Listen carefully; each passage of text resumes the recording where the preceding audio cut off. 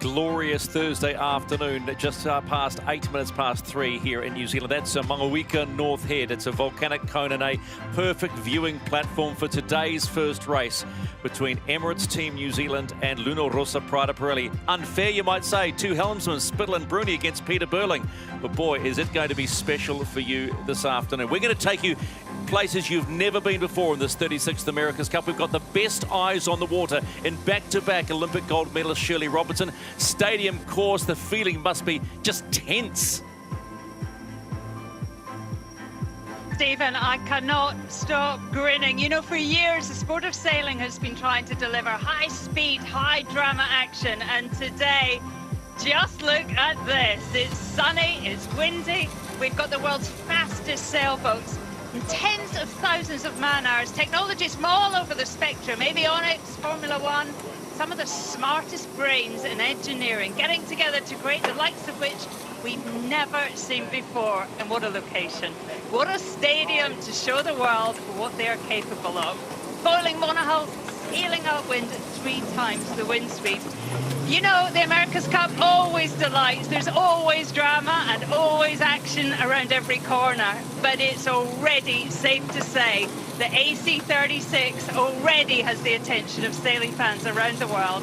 And I'm sure the next 3 months are going to change the game forever.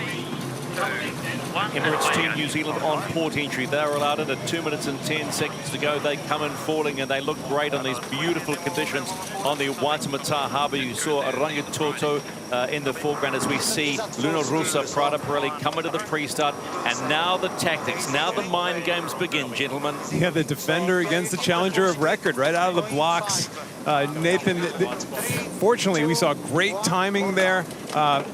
We've had some struggles here the last couple days in some of the practice racing, but I think they've worked a bunch of the bugs out, and I think we see some real racing today, some real hard racing. Yeah, that was a bang-on entry for both teams, and what I find really interesting is that the starting box isn't massive, so these guys aren't really sailing full speed like what we saw in Bermuda in the pre-starts there.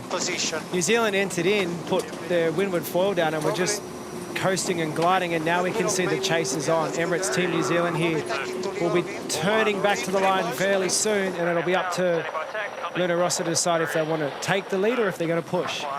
It'll be fascinating to see how much these boats really do interact. One of the skippers talked about preserving the assets. Well, my guess is you get competitive sailors like this out here, and all of a sudden the boats just happen to come together a little bit quicker. Already straight into it here, aren't we? It's very close overlap. It looks like to me Rossa in the controlling position here to Lewitt. And just as I say that, Emirates Team New Zealand roll over the bow, but I think both boats are a little bit early for this start still. Time and distance. Who's going to push who? It's a typical cat and mouse game. Just fantastic action right out of the blocks. So here we go, 3 years and the wait is over as a new entry is written in the America's Cup storybook. 75-foot foiling monohulls in racing like you have never seen before. Let's go racing, everybody. My rake, my drop. Crossing. Pretty even start. Prada probably a little bit behind, fearing that they were going to be in bad air, you know, in that kind of that wing wash all the way to the first boundary. So they just bail out right away, and pretty soon we're going to see split tacks back and forth, back and forth. Is this going to be a match race or is this going to be a drag race? All good. I don't think Rossa could have held in that position for too much longer, so right choice there to tack out. And when they come back together, they'll have the starboard tack advantage. I've sailed a lot on this racetrack. It's quite shifty. Pressure's up and down, and so already seeing such a big split between the two boats. Be interesting to see who's got the first shift in this race. Big split can't be that big, though. It's only, let's see, 1.2 kilometers wide, this racetrack, and there's boundaries. The teams see the boundaries on screens in front of the helmsman, so they know when they're coming up on the boundaries. Let's get onto the water. Early thoughts, Shirley, of what you're seeing. He just taxed now. Stephen, it's really puffy on this racecourse, just as Nathan was saying. It's a racecourse designed for street fighting, for looking for opportunities. To me, the Kiwis look like they've done very well on that left-hand side. Fascinating scenario on the Prada boat because they have two helmsmen. They don't switch sides. We're going to see all kinds of differing opinions as to how to sail these brand new design concepts. Jimmy Spithill stays on the starboard wheel. Francesco Bruni stays on the port wheel. Whereas you'll watch Peter Burling run around the front of the mast every time they tack. Totally different ways to skin this cat, so to speak. A pun from the past, maybe. Always high and slow, eh? Always fun point. Yeah, pressure coming. That's the face of Jimmy Spithill there. You can hear the voice of mainsail trimmer Pietro Sibello talking to him about the modes that they're sailing. Keep pressing a little bit for Stephen, one of the clear things that we're seeing that we didn't see a lot of during the practice races is really smooth tacks right now. So pretty, I mean, you'd have to say flawless boat handling at this stage. Well, if you remember, one of the aspects of the way these boats foil is keeping your eye on the nose. You talk a lot about them being bowed down, but how level. And I think that Shirley Robinson explained to us that when you look at particularly Te Rehotai Emirates Team New Zealand, it's like it's on rails. There's not a heck of a lot of movement on that boat. Aerodynamically, they're trying to fly these boats as low to the water as possible, almost touching the water, as Nathan continues to point out from his experience with the catamarans. You don't want to drag it through the water. You just want to try to cap it off, cap that hull off on the water. Yeah, I think we're still good. Aiming to go one. Just having a little listen on board here. There's a lot of chat coming off Emirates Team New Zealand. A lot more chat off this boat than what I remember hearing from them when they were racing the catamarans in Bermuda. And you'd have to say, Kiwis ain't slow right now. I mean, this is actually pretty impressive. We're talking about the differences between boats, but the biggest difference right now, these guys are ripping fast. Yellow, overlay, yeah, any bar? Yeah, I got it. 3, 2, 1. Alright. Shirley, what have you seen upwind so far? It looks from this position here quite shifty. What's it like at the top of the course? Yeah, good angle there. There's a bit more wind at the top of the course, Nathan, but you're right, it's really puffy. It's a great looking course. I mean, also the top marks are right beside the spectator fleet, and I'm sure the Kiwis, when they come round, will get a massive cheer from their fans. As Stephen said, they look like they're on rails. It also looks like they have another gear, just extending the whole time. Go a little further. Come down 3. Emirates Team New Zealand approaching the top gate for the first time, and they are flying. And when you talk about crowd, well, in this part of the world we call it a home ground advantage, but look at the crowd in the viaduct, which is one of the areas that you can see this racing go, and Emirates Team New Zealand are around that top mark, and they are heading down to that windward leg for the completion of the first lap. Just about 36 knots upwind amongst friends. It's just, whoever thought that sailboats would be going at such a pace? I mean, when we watched you guys in Bermuda, Nathan, we thought but these guys are narrower. That dreaded VMG phrase. They're closer to the wind and going faster. Luna Rossa now approaching the top gate, and they're going to take, as we see it, we could call that the left-hand mark as they attack and head into towards the downward leg. Trim. Accumulator. Yeah, without doubt, these boats are very quick. You know, comparing them to the catamarans, there's only 2 appendages in the water. You've got the foil hanging out to leeward and 1 single rudder, whereas in Bermuda we had both rudders in the water. I've heard numbers from these teams of upwards of 10 knots faster upwind than what we were doing in Bermuda. Downwind, very similar boat speeds though. Just 40 knots. I mean, how do you even talk about stuff like that? It's blowing 12 or 13 and they're going 40. My goodness. Emirates Team New Zealand in a commanding position, and we haven't even completed the first leg of this lap. Remember, it is a 3-lap race. That's up and down the course 3 times. And then the finish for this series will be at the bottom mark. Just for this series, the bottom marks will be considered the finish line. But what a magnificent sight it is from our helicopters. You see the stadium course ringed by, well, fanatical sailing fans here in Auckland.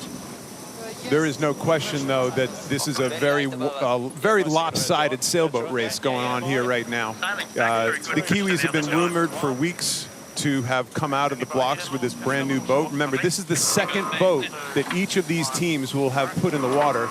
They've been rumored by the rest of the teams, by the press, by the people following it closely, that they're quick, that the rest of the teams think they're quick and realize we got some catching up to do. But Nathan, I don't know if anybody saw them being this quick. This is a crushing going on right now.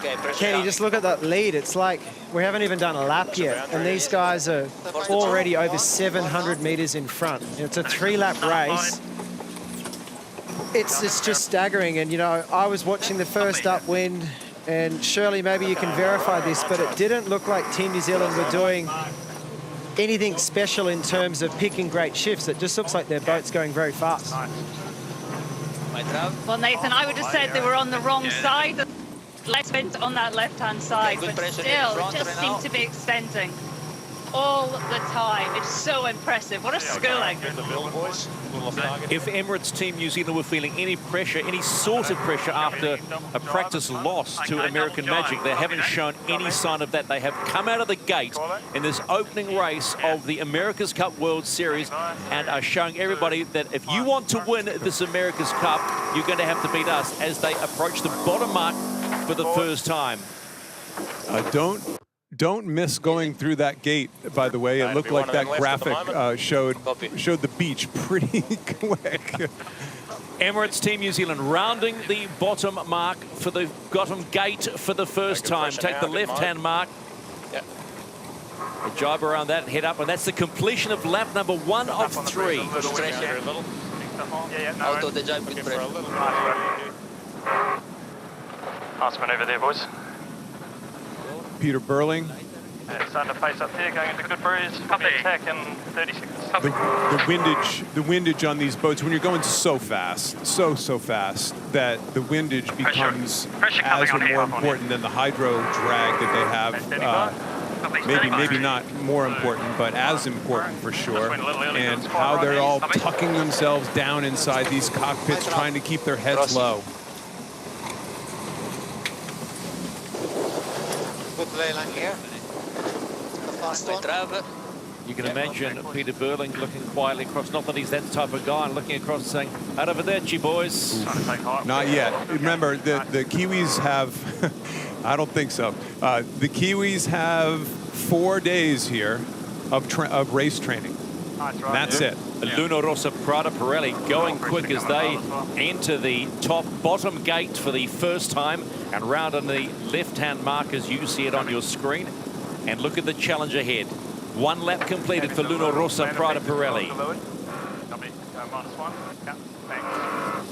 Yeah, we were saying, Nathan, these guys have 4 days of racing, and then essentially they're on their own. And you go back again. We're going to reference the crazy event that was in Bermuda, but the similarities end there because these guys are on their own. They're not going to be racing. They're not going to be part of a series. They're not going to be part of any sort of training against other boats. And you got to believe these challenges are going to be getting better by the day. And boy, you better hope so if you're a challenger right now, because this doesn't look pretty right out of the blocks. Man, like these guys have spent, 3 years designing, developing these boats, sailing on their own. And this is the first time they're getting a real chance to check in. As you said, Team New Zealand have 4 days to really get a good feel for how they are compared to these other boats, areas they need to improve on, and after that, they're back on their own again. Clearly right now, Team New Zealand have the upper hand. They look to be much faster. The maneuvers are looking very slick. You see they're exiting attack there at 23 knots of boat speed. They'll easily be up over 30 knots very soon once again. Challenges will have a couple of months to keep working together, but Early impressions say they're going to need that time to catch up. And working together may be slightly off key because they don't help each other at all. The only way they help each other is to go out and compete every day. They all talk about, every team talks about the need to improve every day. And we remember some of these development classes where you can gain knots from day to day, not tenths of a knot, like back in the day when I was doing this stuff. It's like 3-4 knots that you can gain with a few little tweaks of your control system or your aerodynamics, and they're going to need to find about 2 or 3 knots at this point. There's no question about it. My truck. Yeah, crossing.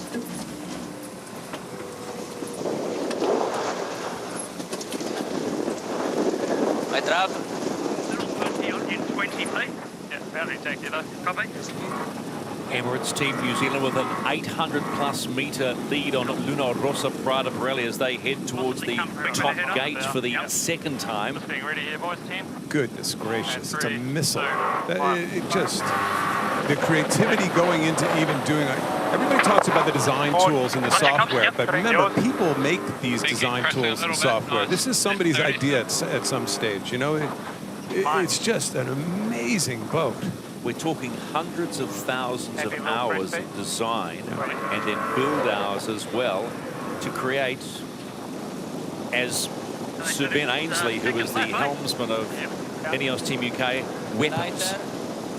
Totally, you know, it's and this rule's pretty open, you know. When we were in Bermuda last time out in the America's Cup, there was a lot of one designer components on the boat. This time out, there's only a couple of those things. You know, the one design component of these boat is that foil arm, that white foil arm that hangs out the side of the boat. Exactly. It's one of the only one design parts. The mast is a one design part, but the hull shape, as you can see, is different on all the boats. It's worth explaining what one design is for those that don't understand yachting.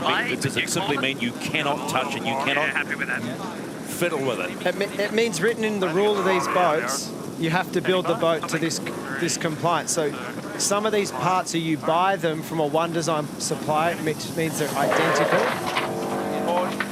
Emirates Team New Zealand about to head into the top gate for the second time. That's nice there. Big pressure to mark. Heading towards the right-hand mark as you see it on your screen. 3, good evening, men. 1. And then they will head down on what we will call leg 4 to complete lap number 2. In control, Emirates Team New Zealand. So Shirley, calling you in to tell us, you know, everybody modes their boats for different wind strengths. Maybe this is a moding thing. What's our wind strength out there right now? What do we have? What do you see on the water? Kenny, I mean, it's pretty up and down here. It's a real kind of urban racetrack, I'd say, between 14 and 18, 19 knots. You know, really puffy. I'm in the catamaran that's bringing you the feed. We're in the filming catamaran and hanging on here. The speed is extraordinary. And just really trying to look at the Kiwi boat for something obvious, but it's like there's real finesse in every area. They fly the boat just the same distance off the water all the time. They're more aero, perhaps, than the other team. You know, everything just looks really slick and very polished already. Stay here. Yeah. Rossa, Prada Cup. It's one of the best shots you'll see on television, looking back at the bow of that magnificent dot. It is a beautiful boat as they complete the rounding at the top gate for the second time and look down the downwind and go, bit to do, Jimmy Spittle. Really interesting. The bottom time delta was 1 minute 14. The top mark time delta was 1 minute 15. So on that upwind, they didn't lose anything. So, you know, I guess it's puffy out there. Okay, I have a conspiracy theory. Go for it. You ready? Yeah. They're backing off on Team New Zealand. They don't want to look too far ahead. You reckon they've already begun the sandbags? I don't know.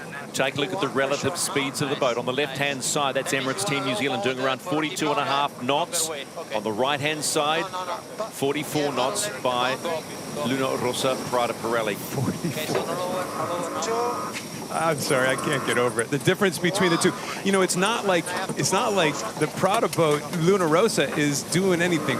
Honestly, they look really really smooth. They haven't had any crashes into the drink. They haven't splashed down at all. They look polished. They look fast. I mean, obviously it's an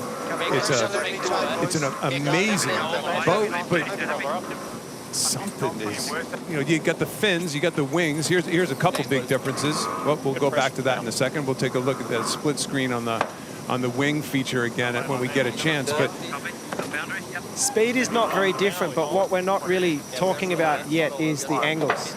Maybe these boats go very similar speeds, but maybe New Zealand just have the ability to point higher upwind, so therefore they're doing less distance, and maybe they're pointing lower downwind and again doing less distance. We'll see it's that a balance of the two. Yeah, we'll see that in the race recap. That'll be a telling sign if they just go way fewer distance, right? A lot fewer distance. At some stage, I'm going to get to you on the VMG, the velocity made good when you talk about distance and angles, Nathan. But as we see the speed, look at Emirates Team New Zealand doing close to 47 knots as they approach the bottom gate to complete lap number 2, and they are simply flying. You're going to hear that for a lot of time during the next 2.5 months of this America's Cup. Flying 75-foot monohulls, and that is the defender of the America's Cup, and they are putting on a show. Yeah, one of the big differences you can see from those aft cameras is just the deck layout. You know, we've been talking about it for weeks since they launched the boat, but have a look there. You can see a couple of helmets, but not much. None of those guys are in the wind. You've got Pete and Blair on the left-hand side, Blair at the very front of the boat flying the boat. Over here. And then you've got Peter Burling in the middle with steering from the wheel. Grinder's all tucked down out of the breeze, and Glenn Ashby's head sitting on the leeward side as the trimmer, rolling into a tachia. Let's watch these guys run around the front of the boat. That's a difference between this boat as well, just how they position themselves. They run around the front of the mast where all the rest of the boats, when they switch side, they run behind the boom in the aft section. 2, 1, here we go.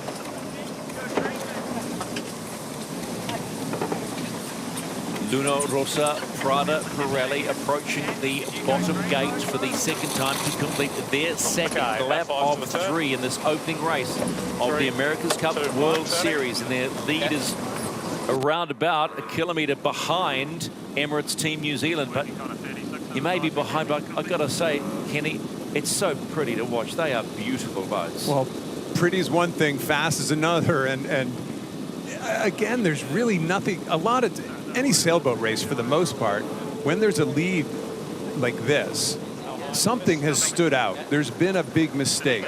The only thing that stands out right now is that this boat is simply way faster than the Italian boat is at this moment. Yeah, but Kenny, they only lost 1 second once again on that downwind. It was 1:16 at the top. It was 1:17 at the bottom. So maybe it was a shear. Maybe it was a shear. Maybe something happened on that first upwind or that first downwind that we couldn't see. But, you know, we've asked Shirley on the water. Shirley, was there something obvious on that first lap that we've missed here in the commentary booth?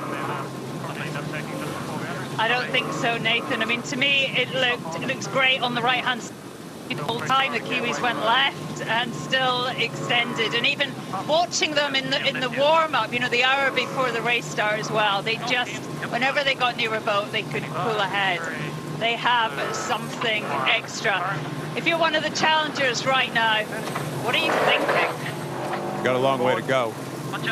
We'll be, you know, it's easy for us right now to start going into the minutia of all the differences of these boats. We got 3.5 months to dissect all the nuance through all the boats. Right now, we, like all the rest of the sailors in the world, are just sitting back and enjoying all these camera views and angles and pictures of boats that we've never seen before.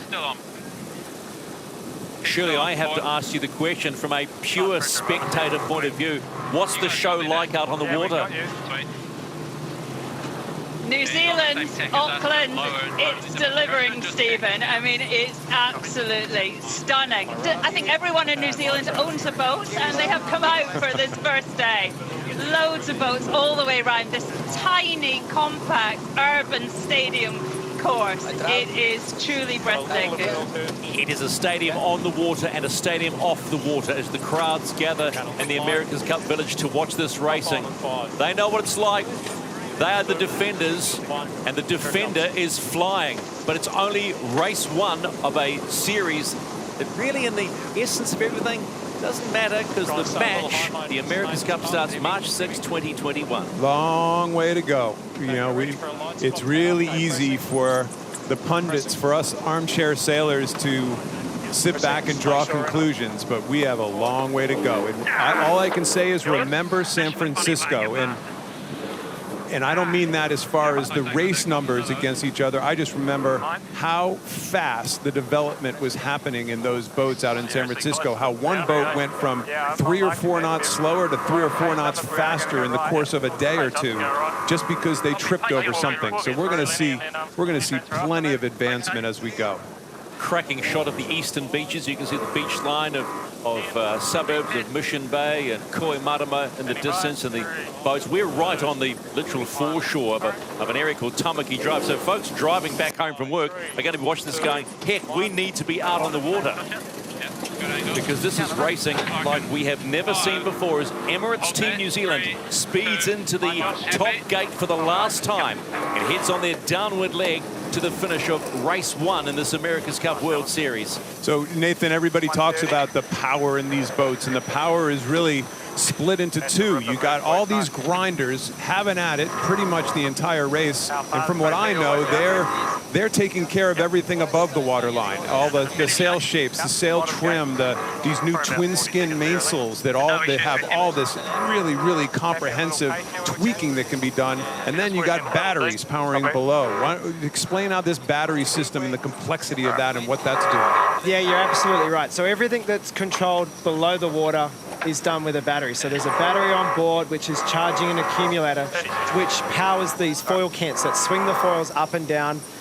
The T-foil sitting on the bottom of those cant arms. There's flaps on the back of them, like a flap or a trim tab on the back of an aeroplane wing. We get a little zoom in here. You'll see out on the left-hand side, just out of picture, that's what we call the foil wing. Foil drops down as you go in, so this is all powered by batteries. These adjustments, foil comes up on the exit, and on the trailing edge, there's a flap. Flap goes down, adds lift, flap comes up, reduces lift. How critical is the timing when you tack or jibe to get with your forearms up and down? Timing's everything. You know, basically what they're trying to do when they're doing a maneuver like this is transferring the weight or the lift on one foil to the other foil as quickly and as smoothly as possible. So all the weight of the boat is currently on that leeward foil. That's the thing that's lifting it in the air. The rudder is keeping the boat in balance. You adjust the rudder angle, more lift drives the nose down, less lift drives the bow back up. As you turn through the maneuver, it's all about just transitioning the lift from one foil to another. Luno Rossa, Prada Pirelli, the challenger of record. Approaching the top gate for the very last time in this race. They've got one more still to come today. 3, 2, 1. You can hear the voice of Jimmy Spittle as that starboard foil goes down. And they get ready to around the gate. Little delay. You could see that tack was not going to be a good one before it even started. I'd call that a shocker, Kenny. Okay.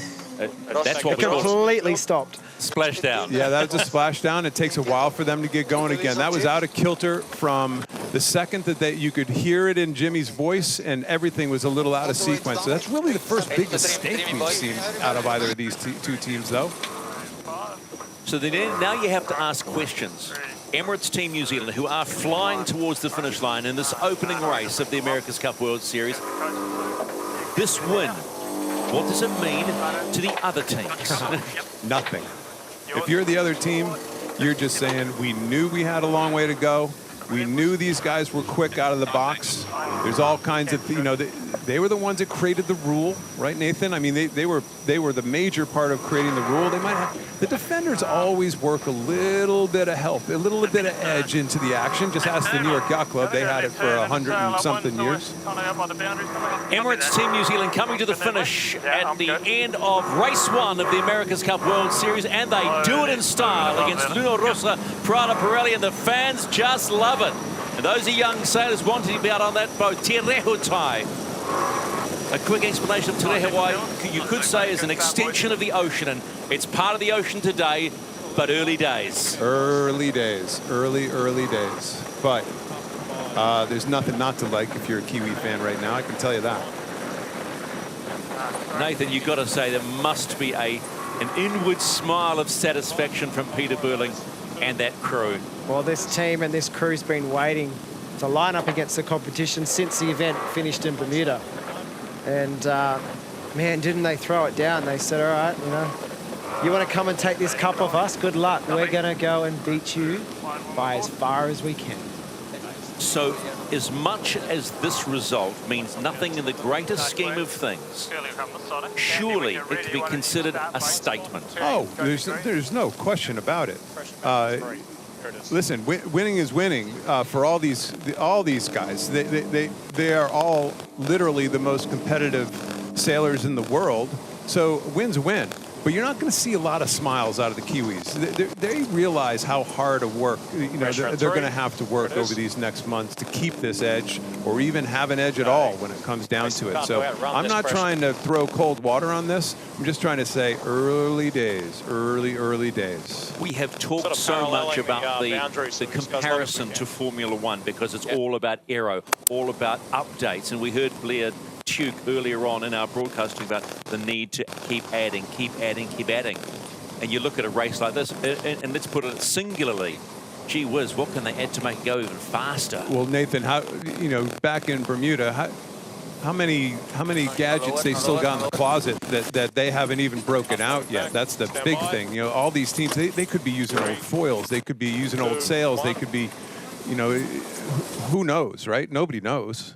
Well, my inside information tells me that some of these teams aren't even on their final set of foils yet. So a lot of these teams have got new foils coming, and they're far from maximum speed right now. Worth asking, how many foils is each team allowed in total before the Prada Cup and the America's Cup, if they are to make it there at these challenges? So the total number of foils is 6 foils. So you see the T-wing out on the far side. So you can basically build 3 for the port side, 3 for the starboard side, so they're allowed to build 6 in total. And they don't have to be symmetric. There's no reason they could be a matched pair either. For all we know, they have unmatched pairs of foils on the boat to try to get a gauge from one tack or one jibe versus the other.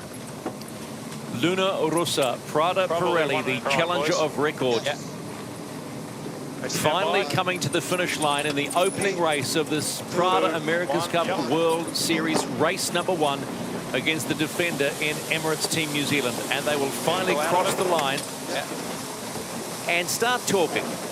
It's only race 1, but gee, the Kiwis were quick. American Magic, INEOS Team UK. This is the race committee. Just letting you know we intend to start on time at 15:50. Over. There are Italian fans at the viaduct in the race committee recommending us Team UK. America's Cup Race Village. Currently got an FCS. They'll be happy. They've seen racing, and racing that sailors have never really seen before up close, and this is pretty exciting, to say the least. Well, real sailboat race, boats ripping around the racetrack, tons of people out on the water cheering on the hometown team. Doesn't get much better than this. A 3-minute and 13-second win to Emirates Team New Zealand over Luna Rossa Prada Pirelli. That says plenty. That's a whipping.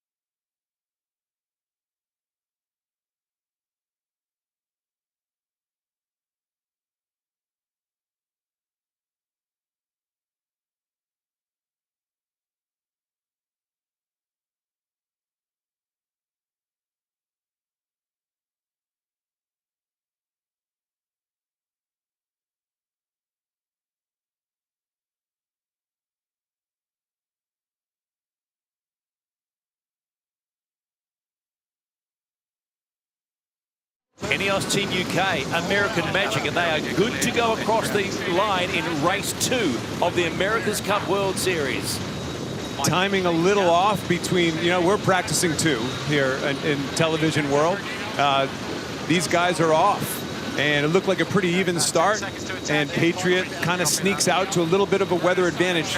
Nathan, the edge of this race course comes up really fast. Yeah, you're hitting this boundary within 30, 40 seconds of the gun, and that leeward position's a tricky one to be in. You're instantly getting pinned against the boundary there, and American Magic, he's setting up for attack right on the boundary.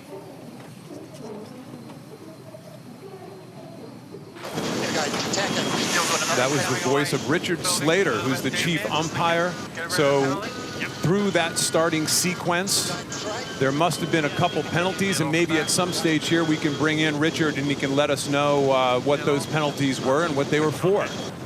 Penalty still on here, Ben? Yeah, I can see that. Copy. Say again, umpire. Clear. Clear. Okay, coming on the breeze. So confirmation that the penalty received in the pre-start by Britannia has been cleared, and it's a clean racing. Surely furious start. Well, until about 2 minutes to that start, Stephen, INEOS Team UK was not going to take part in the race. They have a problem with their foil control system, but just managed to sort it out enough to cross the line and get going. I don't know what kind of shape they're in, if it's fixed and ready to go, but they're getting around the course. Feels squirrely going on that one, Will. That board. You're on. Yeah. 2, 1, 1 down. So let's just confirm what that penalty was. Let's go to Chief Umpire Richard Slater. Is in the new part of taking you places you've never been before. Richard, what was the penalty on INEOS? We actually had 2 penalties. We had INEOS was outside the boundary when we were racing, as in 2 minutes before the start. And the second penalty was they're meant to come in from above the line and cross the start line, and they failed to do so. So we ended up with 2 penalties. Thank you, mate. Australian gold or canary yellow, those T-shirts? Australian gold, my friend. Thank you, bud. We look forward to talking to you throughout this 36th America's Cup. Thanks, bud. No worries. See ya. Less likely now, more likely 2 and in. Yeah, it's getting live, but then rebuilding. Then we keep... Open track. Looks like the Americans here have a very comfortable lead on the first beat and are in control of this race. They're effectively dead upwind of them here, sending the dirty air that's coming off the sails off them, slowing them down and in full control at this point in time. My Will. Almost a 300-metre lead of American Magic on INEOS Team UK. As you heard from Shirley, our eyes on the water. They had a foil can't-arm issue prior to the start, but they have got that sorted. And there you can see Dean Barker on his home waters. How crazy is that? On his home waters in an American boat as he goes behind the mainsail. Yeah, behind the mainsail. We saw Peter Burling go in front of the mast during all of his maneuvers. Everybody's got a different way of doing it, and listen, none of them are right or wrong at this stage. It's just a little bit of different how they figure it out.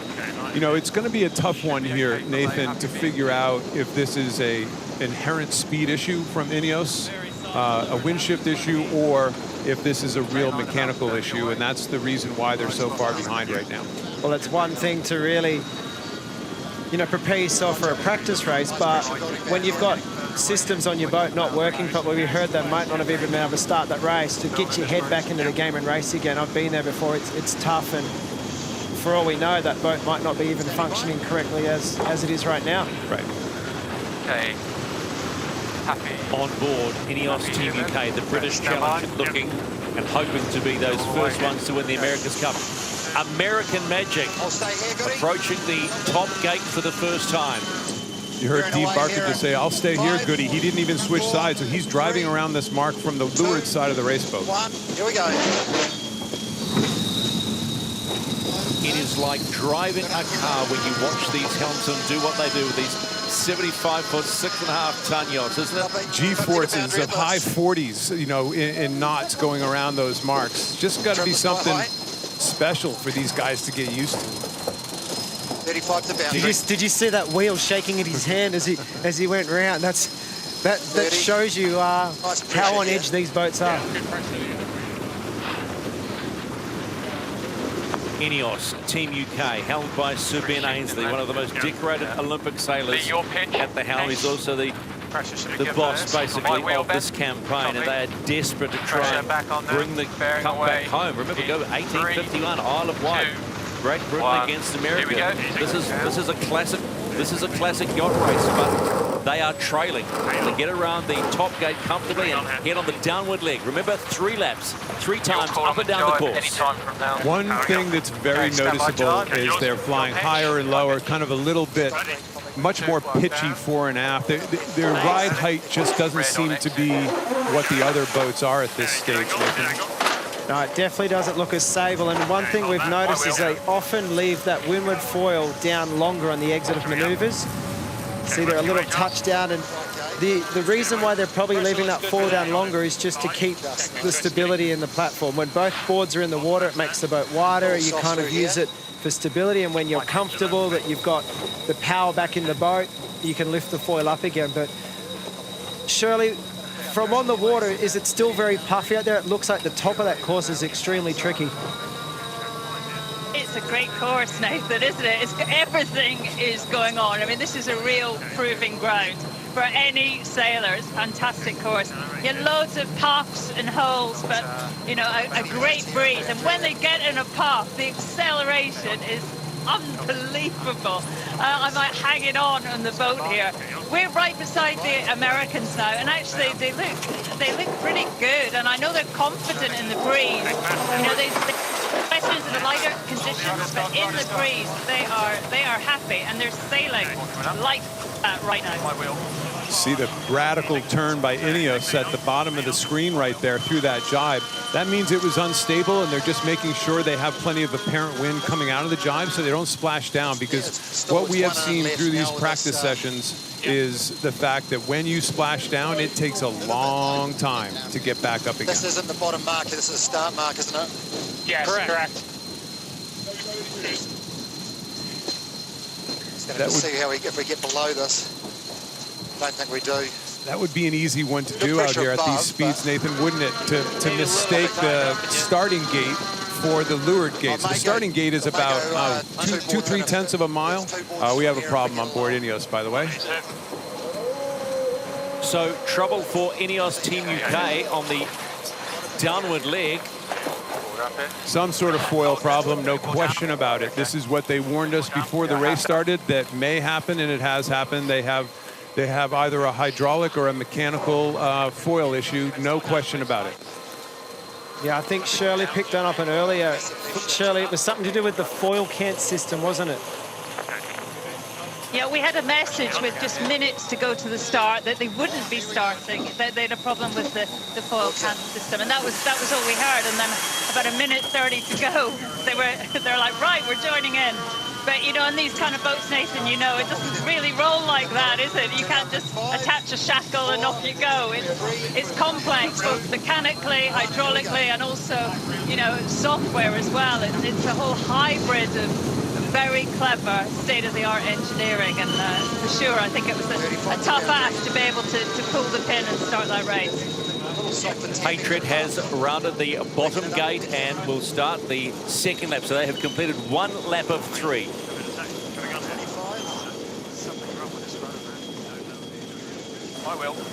Okay, here's a replay. Oh boy, here's the problem. Something mechanical. Completely locked out here.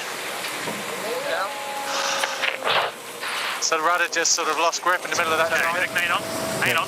I will. Rudder losing grip. Ken, I think you saw it in the overhead jibe initially. I could see a lot of white water coming off the rudder. I think what Ben Ainsley was saying there is I just completely lost grip. You know, if you get too high in the middle of these jibes, you can get very little rudder in the water. When you got very little rudder in the water, it's very easy for air to start sucking down the foil, and you actually lose complete steerage. And it looked like to me there they got through the jibe that lifted the foil, but it still hadn't gripped yet. With only 1 rudder in the water, these boats are really difficult to sail. You know, when we were foiling in Bermuda on the catamarans, at least you had 1 rudder in the water at all times. whereas a little bit of heel and it can take your rudder out of the water, so not an easy boat to sail. So why do you think, why do you think they just stopped for a minute? Well, I think when you lose your steerage, the boat is so big, it's so heavy, that it then started to lay over, it started to broach. They can't let the sails out enough, and they literally had to wait for the boat to turn head to wind. You see them drop both foils down, put them down like a keel, stop the boat tipping over, and then you have to start all over again, foil up, rebuild, and get back into the race. Have we seen the perfect example of how these are being raced on the edge? Oh, I think inherently the definition of these boats is racing on the edge. There's no question about that. Yeah. And that grip, like Nathan said, at least there were multiple rudders in the water on the catamarans of past America's Cups. Here they got one, and it's a skinny one, boy. It is tiny. And it's tiny because it's drag. You know, the only reason to have the rudder is to steer the boat, and the faster you go, the less rudder you need. But every now and then, if you don't have much of it in the water, it is quite tough. But let's not forget that they probably have some form of issue going on that boat still. They're incredibly complicated boats, and if you've got an issue and you're trying to race around it, it's frustrating. Yeah. INEOS Team UK finally completing lap number 1 as they go into the bottom gate for the first time after a splashdown, a little mechanical issue, a little rudder issue, but they are back and flying, and that will be the most encouraging thing. Here we go. Go to boundary, 30 seconds. Go. So we're turning and right. So we have just been informed that it was a steering cable issue. There we go. That'll do it. From any boat on the in the world, you don't have to be going 45 knots to have a steering cable issue and have it ruin your day. Get up at the top left, take that leg short. So Ken, we obviously have no idea how any of these boats function inside, but to have a steering cable issue, in my experience, it must have jumped the sheave or something like that to get it back together. So maybe they're able to quickly repair that and get back on with it. But if you have a steering cable issue, would you keep racing? Would you keep sailing? It could be something as simple as a lashing. You know, you tension the cable typically separately, so it could be something just as simple as that. You never know. I lost a mast in the Around the World race on a $22 fitting. You know, so you just never know. It's the simplest things in the world. Who didn't tighten something? Yeah. Well. And remember, this is the first race day, technically, that these guys have had. So they'll all have complete protocols as to how their day works from the minute they get out of bed to the minute they go to bed. So, you know, they're all working on that, too. Yes, this is the America's Cup World Series, but this is also practice for all of these boats. That was a nice-looking tack by American Magic, you know, gliding through, transferring the load from one floor to the other, and super smooth. It's starting to look even windier out there now. You can see a lot of white caps developing, particularly on the right-hand side of the race course. So Shirley, is that a current issue out there right now, or is it actually wind strength coming up? We will, but... Well, Kenny, it could be a bit of both. It's low tide right now, and the tide changes first at North Head on the right-hand side of the course. So we could get a bit of a current pushing them up, creating a bit more waves. We're right behind the Americans now, just sort of massive lull, massive holes in the breeze here. Looks like a big right shift out there as well. Very good Magic rounding the top gate for the second time. They take their left-hand marker. It's a nice and tidy, although a lot of splash coming off that foil. And I've got to ask you about this, as you know, this is one of your favourite things to talk about. Aero, splash off the foils. Lots of splash, no dash. Yeah, too much spray, too much foiling work, too much drag. To me, it looked like it was light, as Shirley said, as they approached. As they were bearing away, pressure increase, too much leeward heel, foil goes in the water, spray goes everywhere. It's not the end of the world, just a little bit more drag, and instead of accelerating out of that bear away, they have a little bit too much heel. So everyone out there is always trying to do better, and for sure they'll look back at that bear and say, you know, if we had to just ease the sails a little bit more, but would have accelerated nicely. But a bit like a momentary slip off the foot on the accelerator. Yeah, at least they didn't fall onto the brake or the clutch when they came off the accelerator. A little bit of holding on for dear life, and no harm, no foul. Here we go. Dean Barker standing at the back of the mainsail, crossing over on the port side of Patriot. I was standing there for a moment saying, just checking things out, we're okay. Well, what he was actually doing was he was checking INEOS, who was sailing upwind. You know, he was holding onto those handles on the end of the boom. Remember, the guys who are driving on the windward side of the boat, in that case it was Paul Goodison driving on the exit of the manoeuvre, he can't see what's happening to leeward. You know, they're all about aerodynamics. They're all about trying to get low. So Dean just wanted to stay there for a bit, let him know that INEOS hadn't tacked, there's not going to be a problem, and then they do the handover. Good angle. That lighthouse is actually in the race course right now. I'm guessing that would be a very bad place to go. That's Bean Rock. Okay, the Bean Rock Lighthouse. One of the only remaining examples of a cottage-style lighthouse built in 1870. Thank God you're here. Thank God. Oh, I can tell you one thing, guys. You would not want to be hitting that rock. No. I bet you there's plenty of sailors in Auckland who have accidentally touched that before, but hitting it at 40 knots, not going to end well, is it?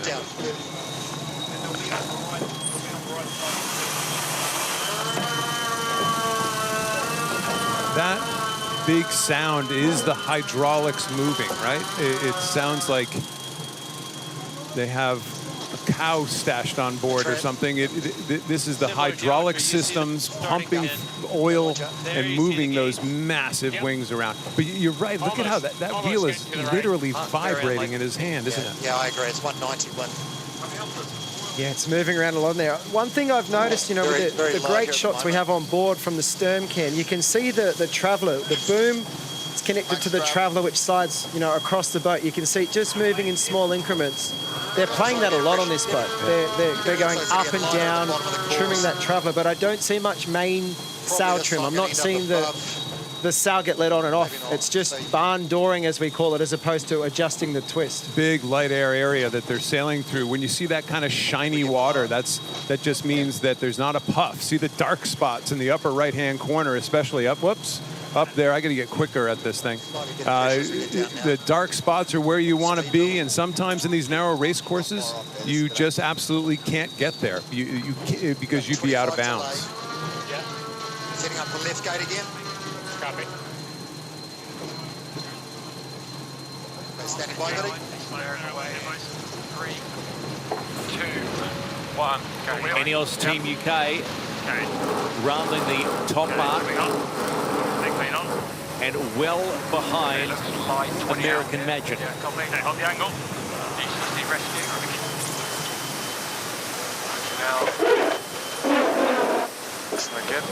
Not having a great day today, though. You can hear the frustration in Ben's voice.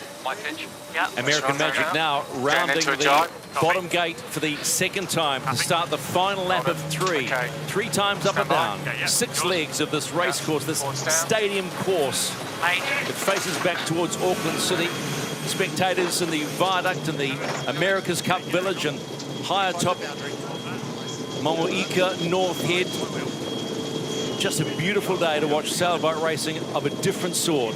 Different era, new class, AC75s. We're going to try to go back, Stephen, and take a look at that last mark rounding by INEOS again. It looked like they lost it again, Nathan. It looked like they might have had that same problem. And I just want to reiterate, we knew that they had a mechanical issue before they started this race. And all of this could be stemmed around that problem. We don't know, and by the way, we'll never know because they're not going to tell us. You never know what they're going to tell us, Ken, do you? But not much. Ask Shirley. She has to talk to these guys all the time.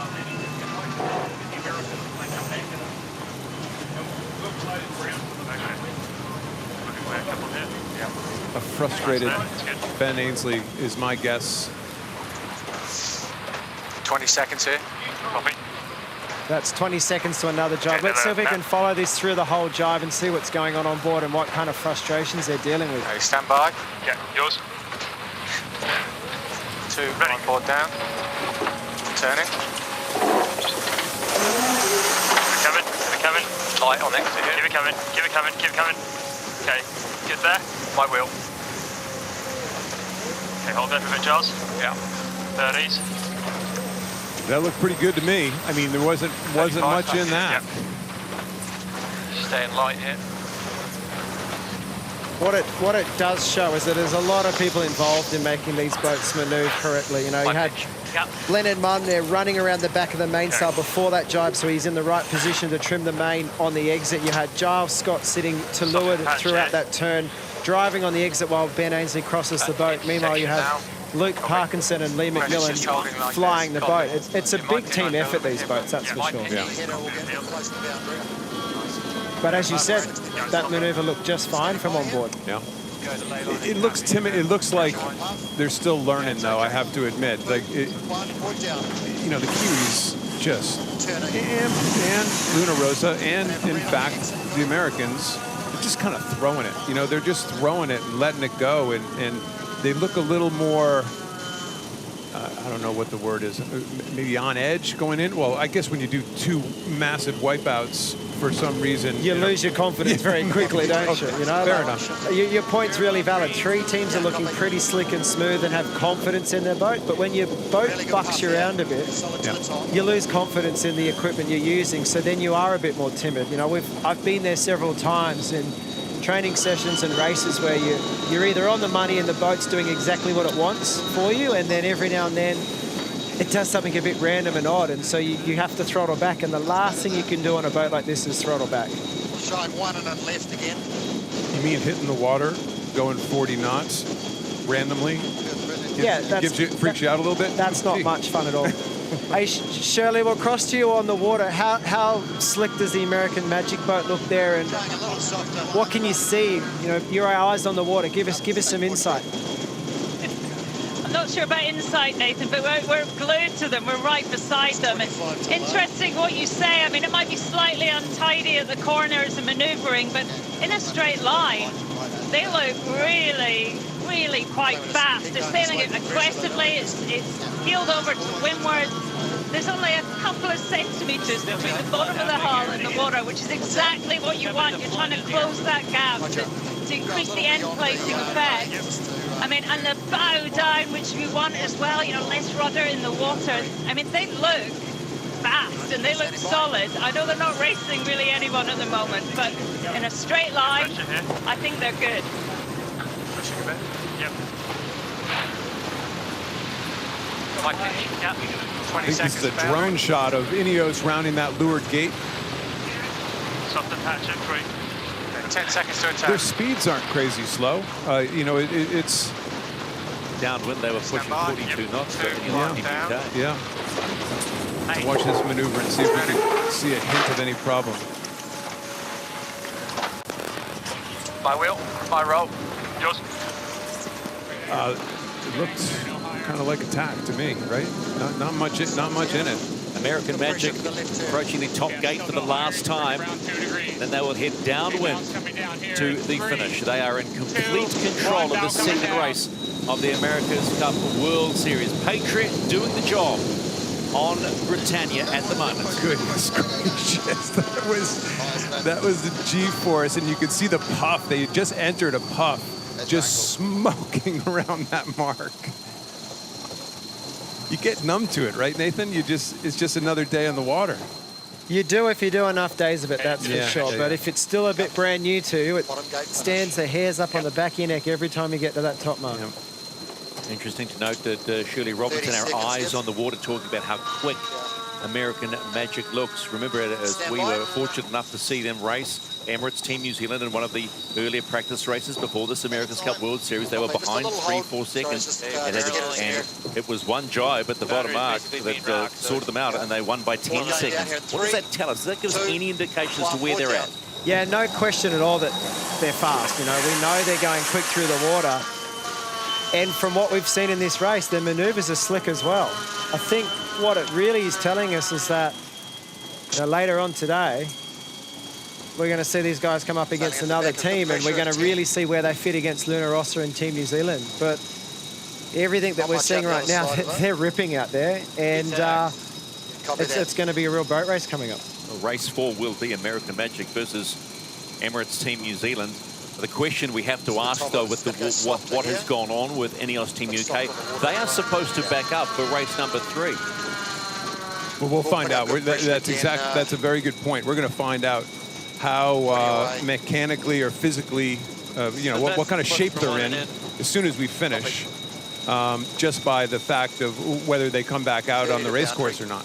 I would love to know why the grinders on INEOS Team UK are sideways and not pointing towards the bow of the boat as the two boats cross. Not just sideways, but Nathan, it looked like they were in the gym. They had like the local Sky Sports on their little screen in front of them, and they were just kind of sitting there working away in the gym. I bet you they're not watching any other sporting competition right now. They'll be looking at numbers, hydraulic pressures. You know, the other thing you can see is that, you know, those guys have individual grinding pedestals, whereas all the other teams who face forward and aft, they're sharing, you know. So you have a teammate, you're working with your grinding side by side, but you've only got 4 sets of handles on board. So you might be putting double the amount of power through that shaft to power that hydraulic function. Whereas INEOS Team UK could be separating the way that they, you know, power the systems. There's a lot of complicated systems on board these boats, and the grinders are the ones driving the whole thing. Feel like we may struggle to make it in. So, Shirley Robertson on the water, what do you make of this so far, particularly the pace of American Magic? Well, Stephen, it's hard to keep up in the camera boat. They're definitely quick. I mean, just to add to that grinding conversation, I know for the British, they wanted to free up Giles Scott, the tactician, so he didn't have to grind. So a massive emphasis on making that really, really efficient. I think that was, you know, definitely the thinking behind that. We're right beside the Americans, and as I said before, in a straight line, they look hot. You know? They got a way to go turning the corners, but they're sailing well in the breeze, definitely.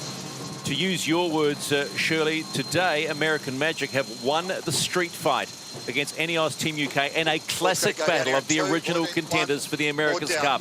American Magic crossing the line in race 2 of the America's Cup World Series, and it's a strong performance from Patriot.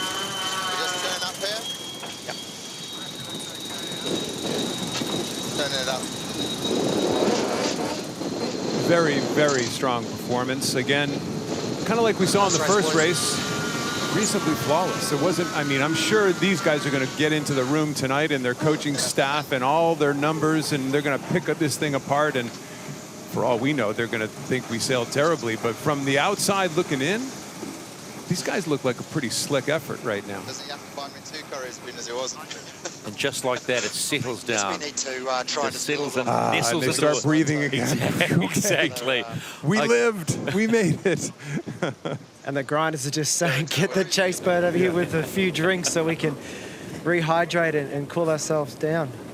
I remember those days. It was a fantastic feeling when you cross the finishing line, particularly after a nice win like this where you can breathe a sigh of relief. We've got a monkey off the back. We've got the first win on the board, and you shift focus now to what you need to do in the up-and-coming race. Did I hear you say you were a grinder? I was never a grinder. No, you don't have the physical prowess to be a grinder. I used one once in the gym. I tried once in the gym to grind. I think he just insulted you. I'm just going to say. No, not at all. Not insulting my fellow commentator at all. We were able to do 10 press-ups before the start of the day. You guys took it on. Took it on. 10 push-ups. Nice. Well, I did 20. I hadn't told him I'd done 10 before. As we look at INEOS Team UK, who are still making their way around this course, they are well behind American Magic, who have completed the second race. But there would be, look, you know, despite what's going on here, Kenny, you've got to say this is still encouraging signs. They have bounced back regardless of the distance. You know, as we say in the old adage of the America's Cup, there is no second, but they are still sailing, and this is certainly, you can take positives out of this, bouncing back. We have, you're right, we have no idea where they are on their learning curve, on their path curve. For all we know, again, that they have big breakthroughs sitting in the closet that haven't come out yet, or still being constructed. We're just not going to know for a while. This is a great first step, especially for Patriot.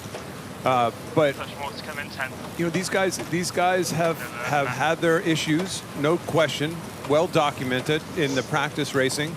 And you know, let's take little victories. Got around the race course. Let's figure out why we had a couple bad jives. And this mechanical problem, for all we know, it's a real, you know, it's a big one, and they're actually doing a miraculous job to get around the race course. stand by. Yours. Yeah, it's one thing interesting I heard Shirley saying earlier, you know, how Giles is a tactician. They wanted to free him up to be able to give more input. But I'm a little unsure about that because he's on the leeward hull the whole time. As a tactician, it's really difficult. On the leeward side of the boat, it's really hard to be calling the breeze and assisting. Obviously, you need someone to leeward with eyes out of the boat helping there. But the one thing that I haven't heard much coming off this boat, and I know we're talking over them constantly, is, you know, who's calling the wind, who's really helping Ben drive this boat accurately. And I might just close my mouth briefly here and listen coming to the finishing line. One and into the finish. Okay, Justin, 2 and then slightly soft patch. It's technically a really quiet boat, especially when you're laying out trying to listen to them. That's when they get the quietest, Nathan. You're gonna find that us veterans in the booth will let you know. That's when they go quiet, is when you're trying to listen.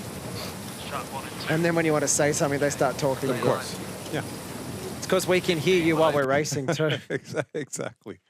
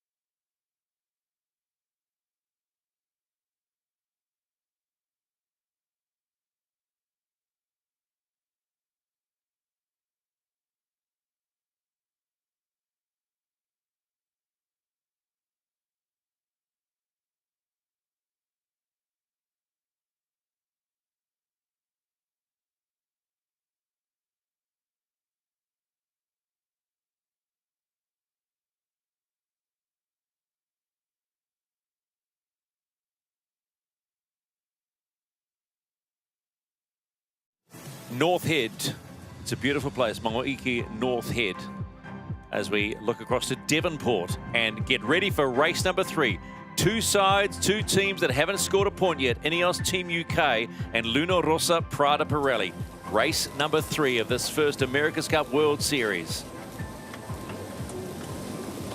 3 minutes and 20 seconds before they get to race start. Remember, the port boat, which is INEOS Team UK today, will be coming in from the port entry and is allowed 2 minutes and 10 seconds. And let's go to Shirley Robertson, our eyes on the water. I'd love to know your thoughts of the first 2 races, what you want to see in this 3rd race, Shirley. I want to see a good race, Stephen, without any issues. INEOS, in the gap between the race, must have had 20 technicians on the boat with toolboxes and computers. But now they're lining up for this start and are flying around. So hopefully we get a good match.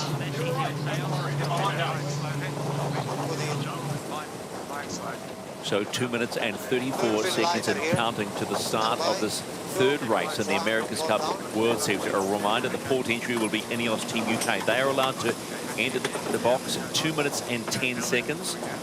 Just a reminder, we saw a little bit of this that you weren't fortunate enough to see some of the practice racings. If you are inside a minute, you'll get a penalty. So you've got to get inside that starting box before the 60-second mark.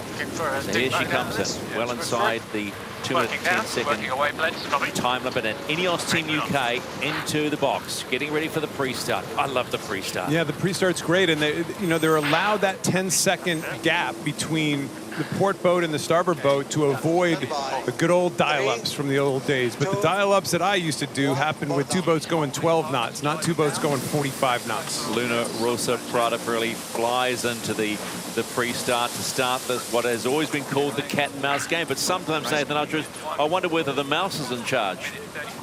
Yeah, it's all about power control in these starts and manipulating the boat around you whilst keeping your boat on the foils and managing your own time on distance. The port tack entry boat here, INEOS Team UK, they're the ones that have to really decide the time to turn back. They've got computer software on board helping them with this, and really the starboard entry boat has to react. You know, we see here Ben Ainsley rolling into attack now, and the real question is what is Luna Rossa going to do? Are they going to go past and push, or are they going to try and tack underneath and hold him out? And there they go, straight into it. Leeward, tacking to leeward. INEOS straight off the foils.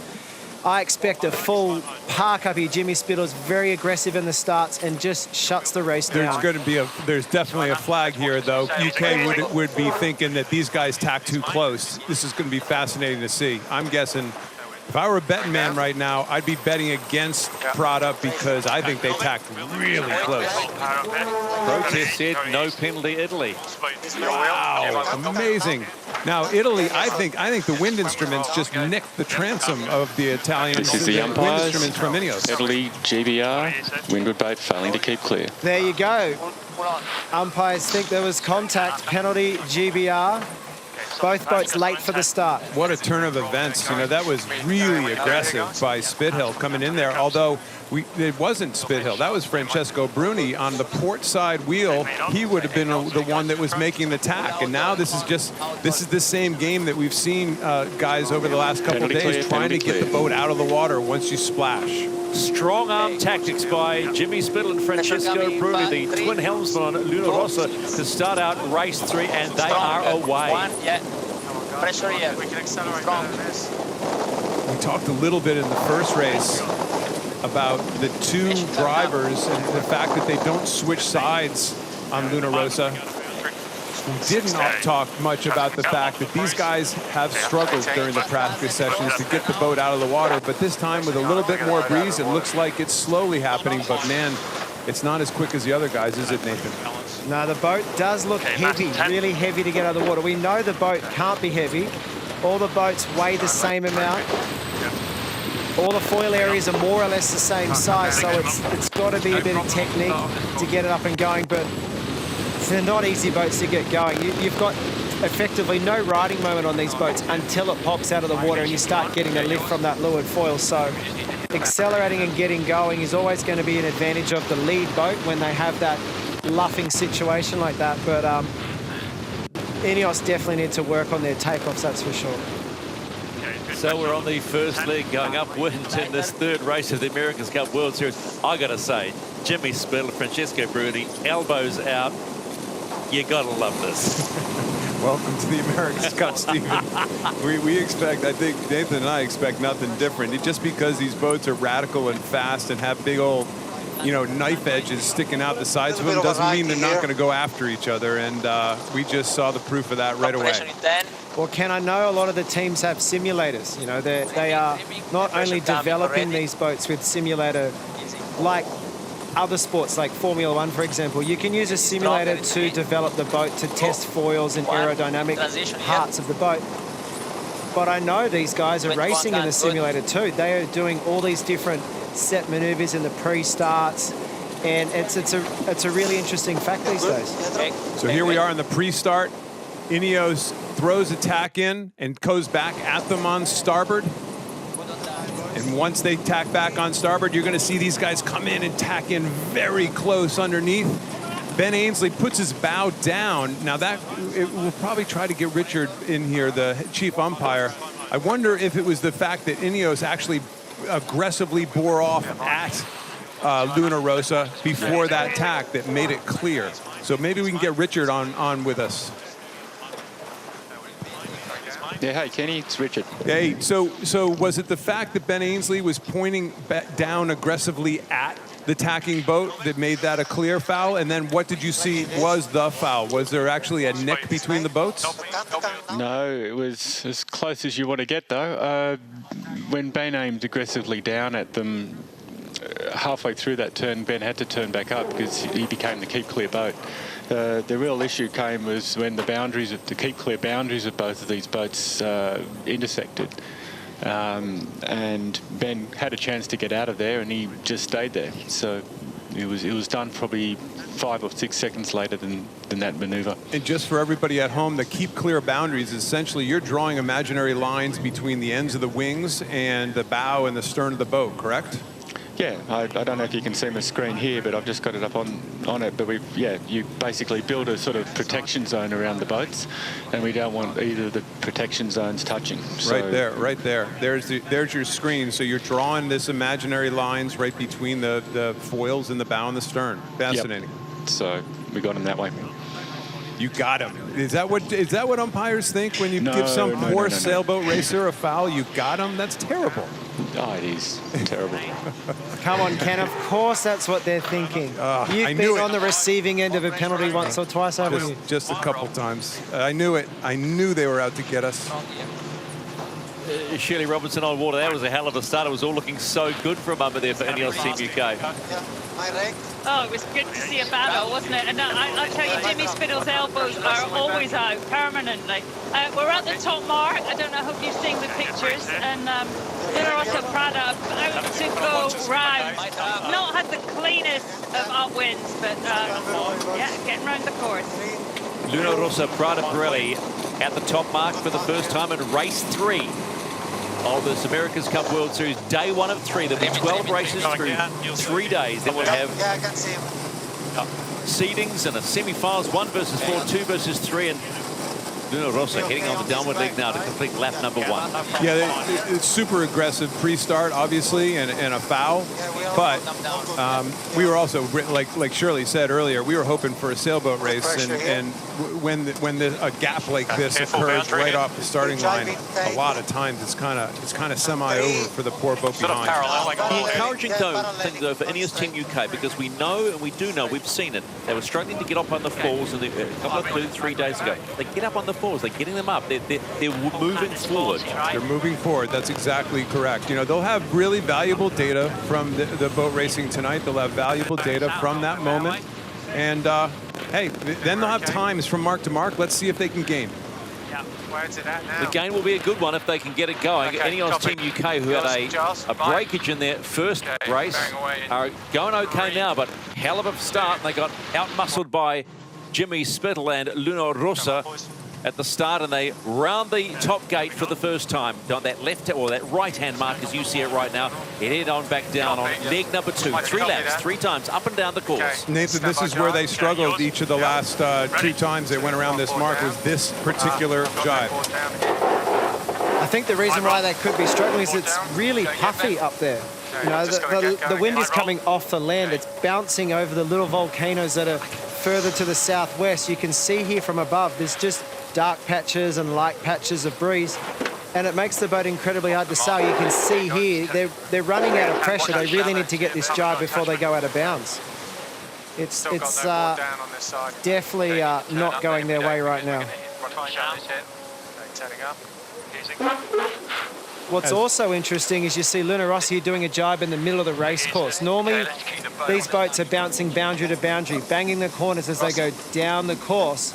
But clearly, the wind must be funneling along North Head down this left-hand side as we're looking downwind.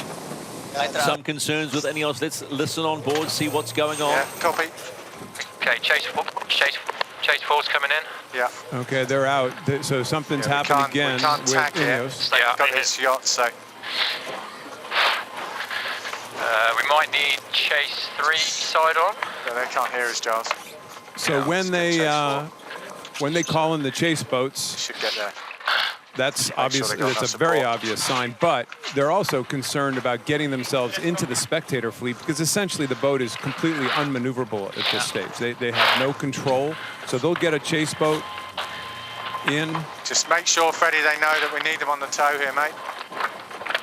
Make sure they know, because So we're going to run into these concerns boats. again for INEOS Team UK. When you talk about unmovable, unmaneuverable, that's a pretty good example. They're a bit like a log in the water, these boats, aren't they, when you're off your forwards? Even if it's a forward tow.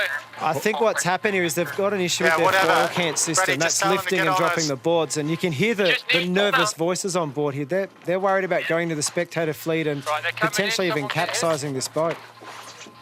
They don't want to sit upright, that's for sure. When the sails are up and you stop, everyone's doing what they can here. What they really need to do is get that windward foil down vertical, and then the boat will get some stability. That might be broken. That may be their problem. I saw Ben violently pointing down below, like we got a problem down there. So.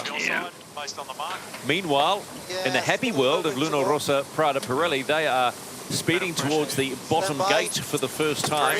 They appear to be approaching the right-hand markers as we see it. They make their drive in towards the gate. And the interesting The race committee, INEOS Team UK, we're having to retire from this race. Thanks. Confirmation then from Subin Ainsley. Thank you, INEOS Team UK have retired from the race. So that's, I'm not going to say disastrous because that's early days, but it must be incredibly disappointing for the team. Well, yeah, of course. But again, this is what practice is for. They have to get out here and break things and make sure that the umpires have awarded the race to Luna Rossa with outside help and retirement of INEOS. There you go. So it's a short race. Okay, boys, so they've already awarded us the race, but we keep doing another lap just for practice. I agree. I knew they were going to say that. This is data. This is the world we live in is full of data. So these guys are on this racetrack, kind of competing against themselves right now, trying to perfect their tacks, trying to protect their jibes, perfect their jibes.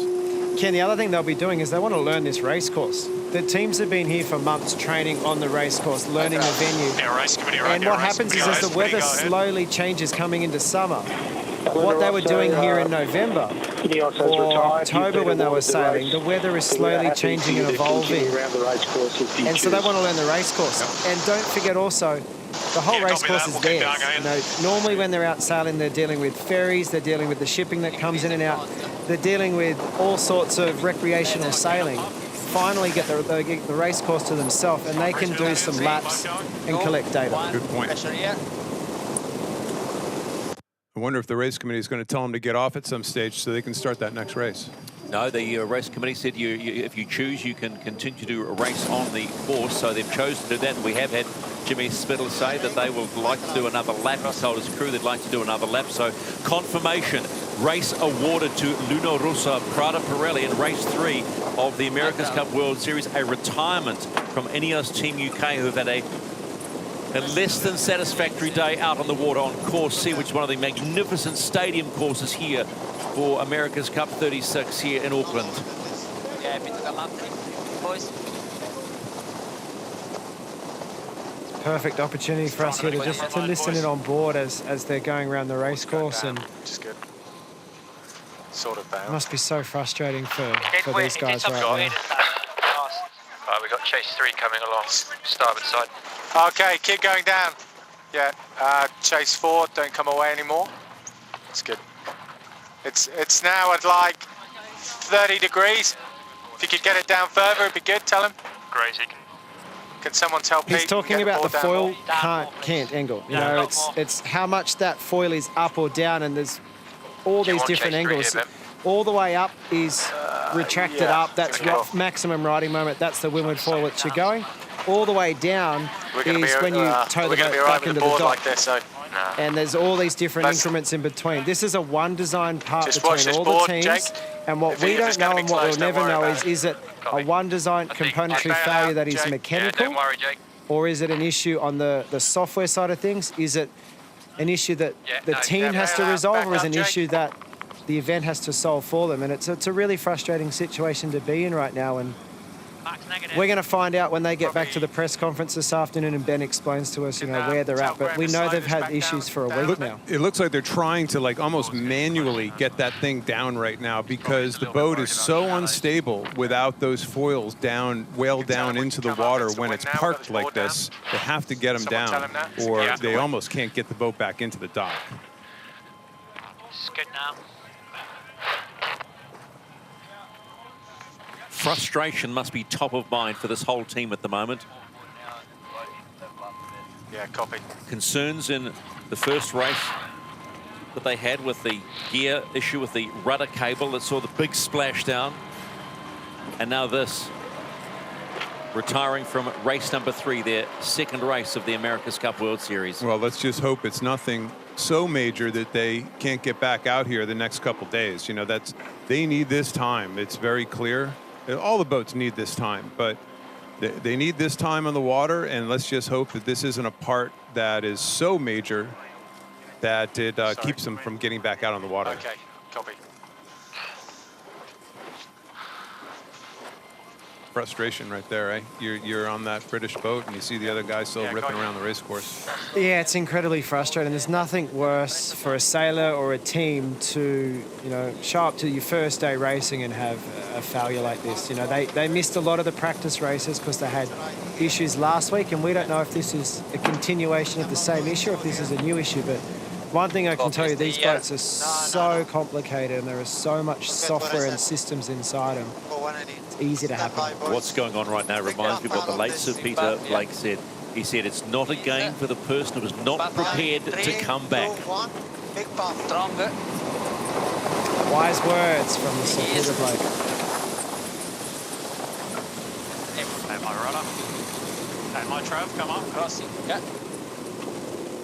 Luna Rossa, Prada Pirelli now in practice mode. If you are just joining us wherever you are around the world, they have been awarded race number 3 on the opening day of the America's Cup World Series after a retirement call from INEOS Team UK. So Luna Rossa, Prada Pirelli will pick up a point for the winners. They round the top gate. They said they would do one more lap, offered the opportunity to continue racing by the race committee, and they have done so because practice, as Nathan Aldridge has said, is so important to get a real feel, a little feel for these race courses.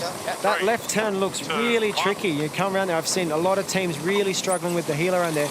Shirley, you're on the water. We've had a lot of footage of INEOS Team UK dealing with their problems on board. I'm hoping you're following the race closely, with the Luna Rossa closely. How do they look compared to the first race? Yeah, we're right beside them. We've done every tack and jibe with them. You get G-force on the chase boat, Nathan, as well as on the yacht. I think they're really working on changing gears, and as you can see on screen, it's really quite puffy and shifty, particularly up at the marks. It's very close to the land there, and there's all the spectator boats. Am I on? And when comparing them to the Kiwis, you know, the Kiwis they were versatile. They could ride out a lull beautifully and just kind of keep going. And I think that's why Jimmy really wanted to do that leg again. And it looked a little bit smoother at that time, less touching down. And you know, Nathan will tell us it's a combination, isn't it, of adjusting the foils and also the trim of the sails. There's a lot to get right. For the boys. But the Kiwis, you know, they were on rails. They were, whatever the wind was doing, they just looked so steady. And for sure, you know, the challengers, they got a long way to go. They need to practice and really get good at changing those gears, making those changes. Yeah, Shirley, I think you're absolutely right, and it's amazing for us to have your eyes so close to the action. I remember when I was sailing, you know, the AC50s in Bermuda. It's just small little things that can make really large performance differences. If you get in sync with the mainsail trimmer, and if the guy flying the boat is perfectly in sync with your driving, you are just doing little ups and downs, little trim on, little trim off, little flap adjustments, and the boat is just tracking nicely. As soon as one person gets out of sync, the boat starts to wobble, you get the odd touchdown, and I think the difference that we saw and what you pointed to there, Shirley, was that these guys just getting a few more wobbles every now and then compared to what we saw in the first race against Emirates Team New Zealand. And time on the water is the most important thing right now. The fundamental design of these boats is committed. Yes, you can do some tweaking with your design work, but it's all about how hard you can push the boats and how well you work with your teammates.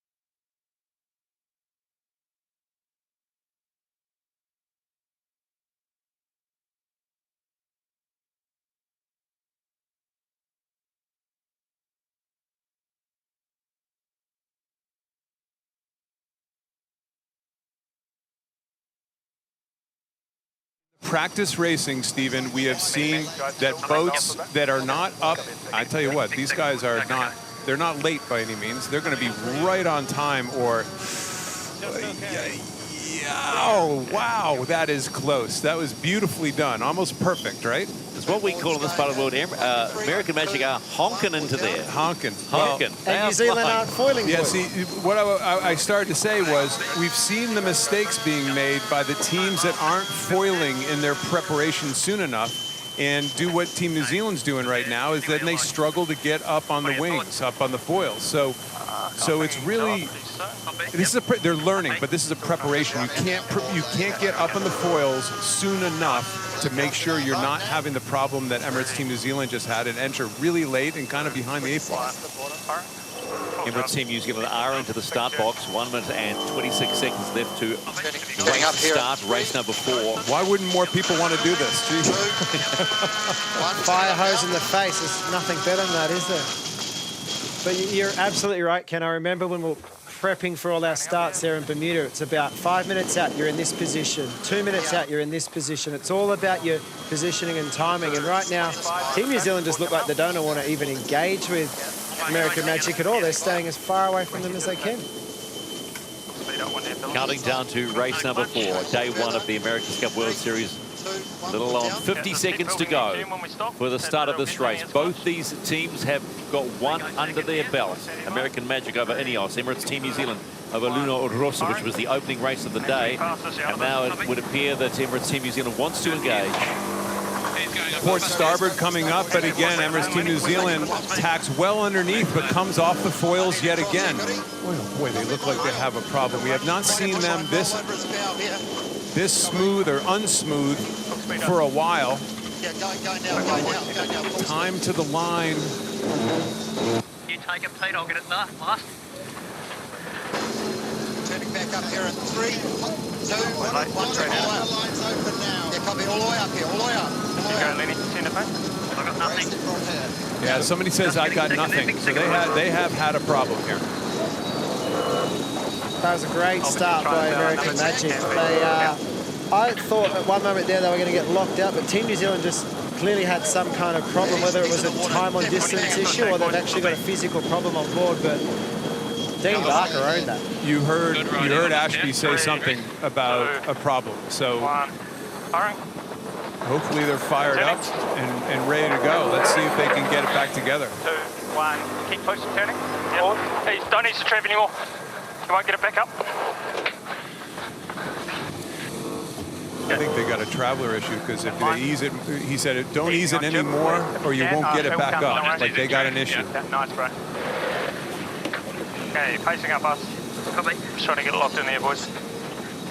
Traveler's moving. Good angle for Bill, Pete, no high. Okay. Still struggling to get the jib here, fellas. Going track in. Plenty of chat on board about their systems and communicating what's going on. I guess they're probably, you know, whenever you do have an issue or you think you have an issue, you start going through all the different systems on the boat. Okay, this one's working, that one's working, and you debug it as you're racing. It's part of the skill of being a high-performance racer. You've got to understand your machinery. Race start win, you give that to American Magic without even blinking. Technical gear issues with Emirates Team New Zealand, but both falling and at pace. Let's see if Emirates Team New Zealand has their act back together with regards to all the systems on board. If they do, then this is as close to a boat race as we've had so far, and we could see some excitement. New Zealand with the superior speed difference, not a heck of a lot, but they are running quicker up into that top gate. Start working it up there. Only 25, you stay here, Goody. He'll be board down, so he's board down. 3, 2, 1, board down. So, yeah, go ahead, Nathan. I was going to say, that's the voice of Dean Barker. He was just checking out what was happening to Leeward. Eyes through that window there, and he just wants to match tacks with Emirates Team New Zealand. You know, what we call this right now is being in phase with your opposition. They had a loose cover when they're on port tack, but as soon as Team New Zealand tacked on the boundary, Dean just slams straight on top of him and just keeps control of the race. And they would have had they would have had a key word there between the tactician and Dean Barker, which means just slam him right on the nose as soon as he starts to tack. And they used you heard them use the foils as their key to that the other boat's going to attack. It's one of the problems here. You can't do anything quietly on these boats. If you're going to attack, the foil goes down. That gives the other boat the warning, hey, they're attacking. Do we want to do something about it?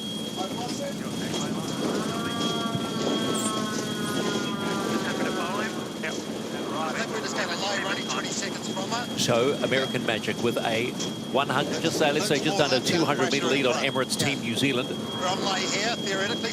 Emirates Team New Zealand with a slight speed advantage as they head towards that, we'll call it the left-hand side boundary.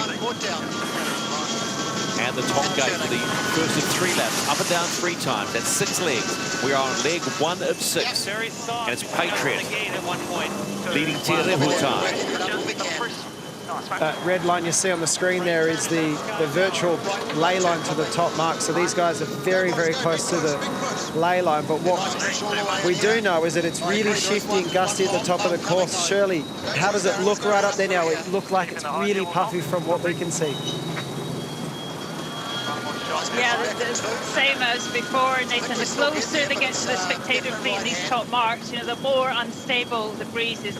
Massive holes, but also massive puffs of wind. I mean, really difficult to deal with, and actually they look like they're doing a pretty good job, the Americans. American Magic approaching the top gate for the first time, taking the right-hand marker, and around they go, leading Emirates Team New Zealand. Look at the work that Dean Barker is doing on that wheel, hanging on for dear life as Emirates Team New Zealand now head into that top gate. Around they go, and they are the chaser. Almost your angle there. What's in the center? He's just itching for that traveler to come up right there, Nathan, so he could keep the power on the boat. But one thing that's very clearly happening in all the other races so far today, when the boat got behind, it got way behind really fast. These guys are keeping it a race. So, you know, we got 2 pretty equal boats here right now. Yeah, they're keeping it tight. The thing that caught my eye around those top marks was the intensity in the face of both Dean Barker and Pete Burling. You know, any boat, any high-performance boat, when you go to do that bear away, it's the fastest moment of sail. It's when you go from upwind to downwind where you're going to get extra power. And look at the wheel shaking in Dean Barker's hands here right now. It's got some load on it, and they are absolutely ripping down this guy. And on the practice race we saw, which they won by 10 seconds, their downward speed was incredibly quick. They're sitting at 43 knots. They are well quicker right now than Emirates Team New Zealand downwind. But it's puffy. Look at the angle differences between the boats. You know, the Kiwis, they must be 10 degrees lower right now when it comes to it. Here's their angle. Their angle straight down, and the other guy's going away. So a big VMG difference. It could be how they're sailing the boat, or it just could be a puff on the race course. Okay, you've thrown out VMG, Kenny, so we're going to have to go there early in this this cycle of the Americans. Velocity made good. Well, we got the new guy in. No, I won't. Don't throw me under the bus. It's your turn. Explain it. The angle and the speed. The angle and speed, the combination of the 2 gets you closest or fastest to the mark. The boat with the highest VMG will always get to the mark fastest. It was really obvious there from the helicopter shots that we had really puffy conditions on the race course. And the difference in 3 or 4 knots of wind speed could be the difference in 10 degrees of angle when you're going downwind here. Angle there. Big difference. Remember, they jive right behind each other, and all of a sudden, just a huge angle difference. Dean Barker and Patrick look on point, don't they? They do, and they're sailing very differently. We were talking in the last race about the camber, the extreme camber between Luna Rossa. Luna Rossa was creating downwind. It sure looks like the Americans are doing it very differently. They're sailing with a really flat mainsail downwind compared to the other boats. So again, this is stuff that all the teams are going to be looking at each other and trying to learn from each other.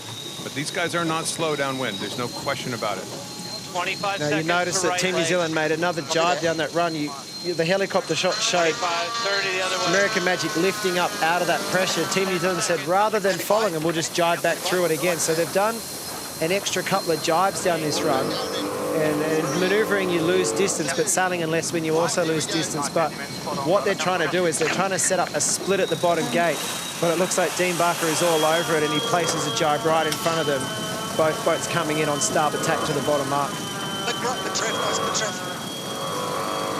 American Magic flying into the bottom gate for the first time to complete lap 1 of 3, and they are flying as they take the right-hand mark and head back to the start of the second lap. They go upwind to that top gate, but not too far behind is Emirates Team New Zealand. Here come Peter Burling and the crew. Okay, I'm in now. Yep. And around they go, but they certainly are chasing that mouse. Both teams look exceptionally smooth. This is a really hard maneuver. Round the mark and go right into attack. Really hard maneuver, Nathan, and sure enough, it did not go well. This is something we've not seen before. In all the practice training, practice races that we've been looking at in Auckland, they haven't been doing this. So I don't know if it's pressure or if they actually have some issue on board that's making them look a bit sticky. Down the front.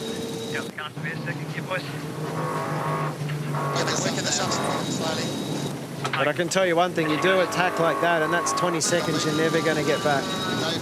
I'm surprised they took that chance right there because they were only 200 meters behind and the other boat was just turning to go upwind, so probably get a little closer than that. I'm surprised, but again, it's practice. Let's see if we can pull this maneuver off. They got something to go look at after the fact, but again, from a racing standpoint, I'm surprised they kind of took that chance. And we're only, what, a third of the way into the race, too.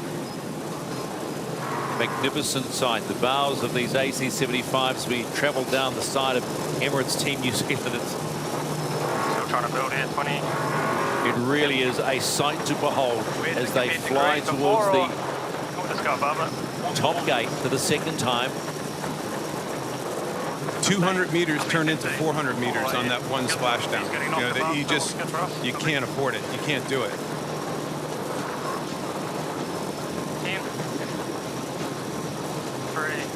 So Emirates Team New Zealand traveling close to 40 knots. USA traveling around 37 knots. They are flying.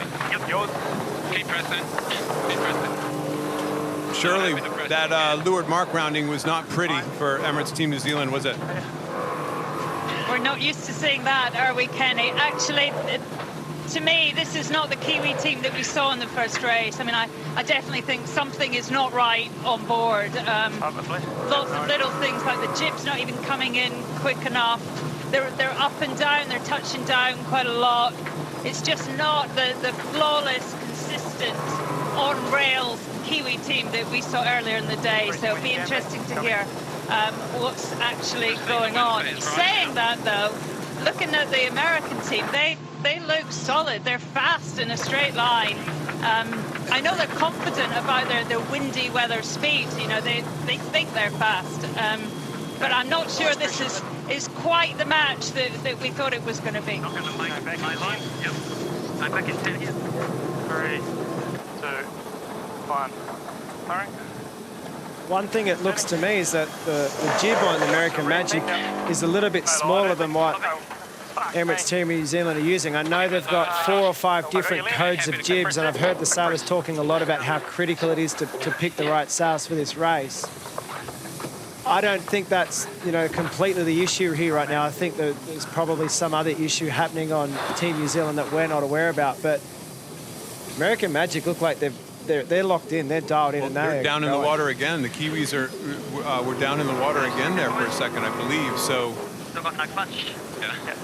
we were giving Sir Ben the benefit of the doubt in that last race that something must have been wrong. You know, these guys definitely had problems in the pre-start. There might be something wrong on board the boat as well. I've got nothing. There it goes. Go, boys, going well. Nice fella. That's the voice of Glenn Ashby. He's still got some upbeat tone in his voice. He knows that they've got a problem on board. They're just dealing with it. And again, you never know that there could be a problem that might happen on the other boat. Let's keep it close and let's try and stay close enough. If an opportunity presents itself, they want to take this race win. Which, by the way, leads to another reason why that leeward mark, you know, kind of uncharacteristic move. Might not have been the right, you know, they're going to go back and look at that. Might not have been the right call at that moment in time. You got 2/3 of the race to go. You think you got a quick vote? Why take that chance and kind of end the race as it looks, at least right now, in one maneuver? Patriot representing the New York Yacht Club back in the game on the Hauraki Gulf for the first time since 2003. And they are doing the job right now on Emirates Team New Zealand. They beat them the other day in a practice race by 10 seconds. They go around the top gate. They'll be intrigued to know what that advantage will be. A little bit more than that, considering the touchdown by Emirates Team New Zealand at that bottom gate. But away they go, American Magic. Yep. Still a 15-degree righty here, just up here. Yep. Much lower aspect jib than the Kiwis. Emirates Team New Zealand coming towards the left mark in the top gate, and it's 25+ seconds behind American Magic. Getting lighter this corner, Pete. You can tell by the upbeat mood on that boat, they are not giving up. They will throw everything at this. Interesting that the Americans, I think it's very light air in that upper right, as we were just looking at the screen, that right-hand corner, so both boats get out of that side pretty quick. Shirley, is it obviously light where they were going? I can't tell you how close to the shore it is there. I mean, this course is crowbarred into the harbour. It really is. There is no margin. The same at the bottom mark, you know, literally the boats have about 3 seconds and they'll be on the beach. So they're very, very close. The land is high and sometimes it's a big path and sometimes there's nothing. You know, they're very, very difficult conditions there.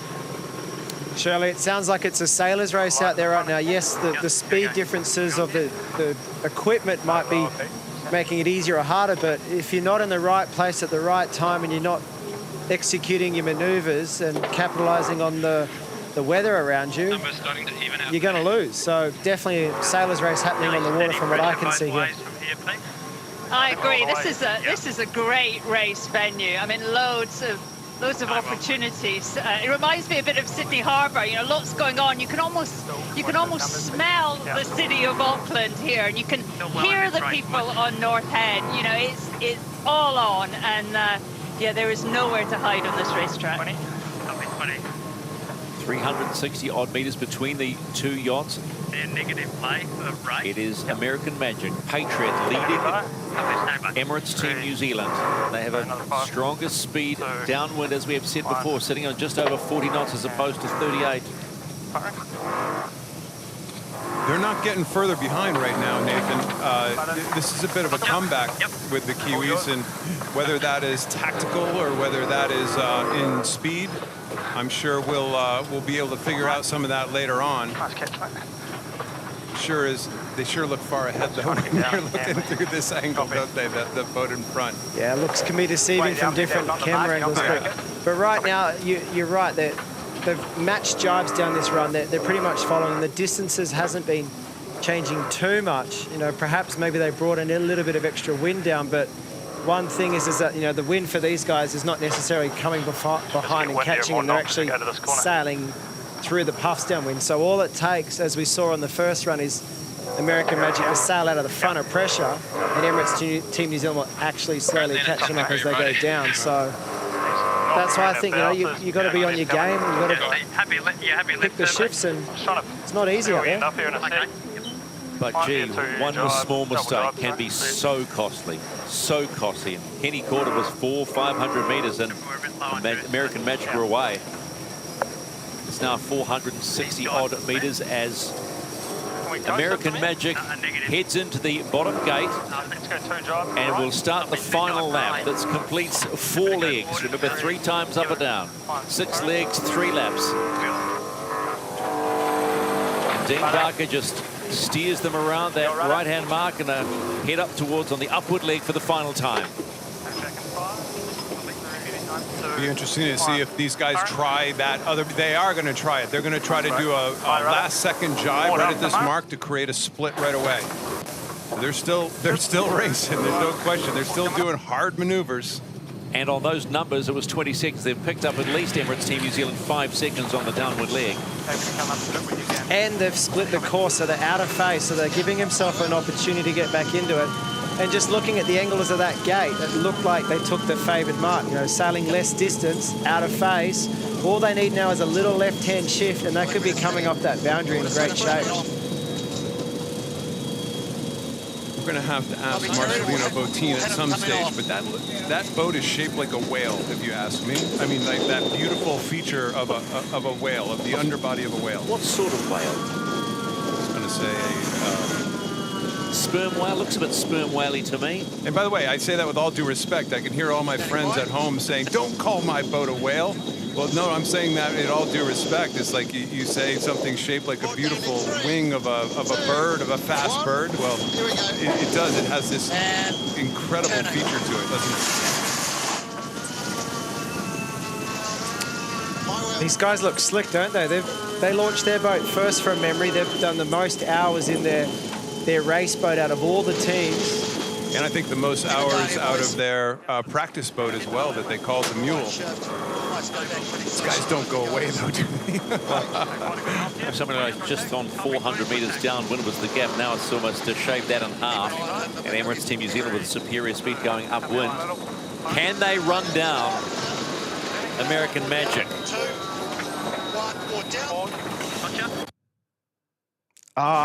Here we go.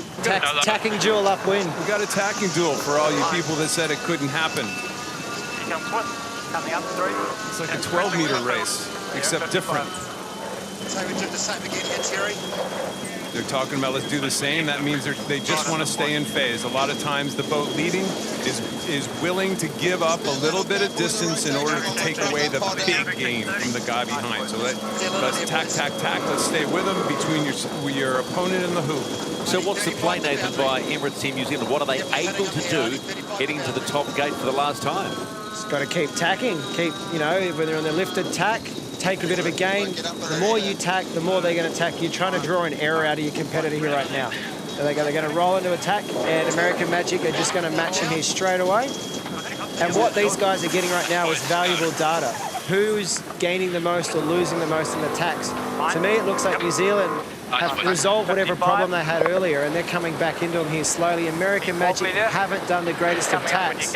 Still on the foil, but you know, if I was Pete Burling right now, I'd be going, oh, well, let's do another one. Let's keep putting him under pressure. So what's the apparent wind angle on these boats right now, Nathan? Super narrow. It'd be in and around 15, like 11 degrees probably. So in a normal boat, the Kiwis are in the bad air of American Magic, but in a boat like this, not even close. You almost have to be in front. You have to tack directly in front to affect them. If you are like a boat length to windward, you've got fresh air.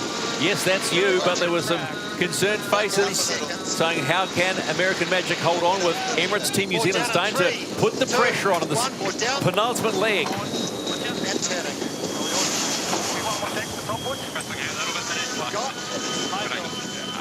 I agree with something Nathan said, that Dean is not a very vocal guy usually.